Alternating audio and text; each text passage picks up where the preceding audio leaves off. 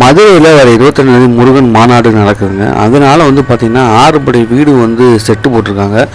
ஒரு படைக்கு ஒரு கோயிலில் 6 படை வீடு அழகாக மதுரையில் செட்டு போட்டு அழகாக சாமி வச்சுருக்காங்க. இதை பார்க்கறதுக்கு செம்ம கூட்டம் வருதுங்க. 22 மாநாடுனால இன்றைக்கி வரைக்கும் பார்த்திங்கன்னா நல்ல கூட்டம் வருது. 6 படை முருகனும் உள்ளே வச்சுருக்காங்க.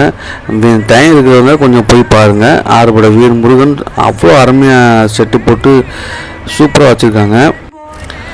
முதல் படை விட திருப்பரங்குன்றத்தை ஸ்டார்ட் பண்ணி அப்படியே திருச்செந்தூர் எல்லா படை வீடும் அழகாக அப்படியே செட்டு கொடுத்துருக்காங்க. ஒரு கோயிலுக்குள்ளே போகும்போது வரிசையாக வச்சுருக்காங்க. பாருங்கள், இடம் அவ்வளோ இதாக இருக்குது. அது பற்றாமல் இப்போ ஒருத்தவங்க பாட்டு பாடிட்டே வேறு இருக்காங்க. ஒரு டீம் பாட்டு பாடிட்டே இருக்காங்க.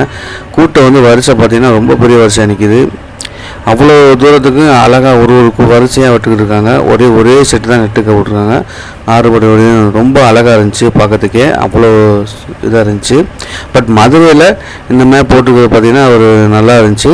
டைம் கிடைக்கிறவங்க நம்ம ஃப்ரீயாக இருக்கிறவங்க மதுரையில் இருக்கிற இதுக்கு போய் பாருங்கள். மாநாடு 22 நடக்குது. நம்ம அதுக்கு போகிறதுனாலும் இதை போய் இந்த சாமி வச்சு பாருங்கள். அவ்வளோ அருமையாக செட்டு போட்டு சூப்பராக பண்ணியிருக்காங்க. சிறப்பாகவும் இருக்குது. சாமியும் பாருங்கள் எல்லா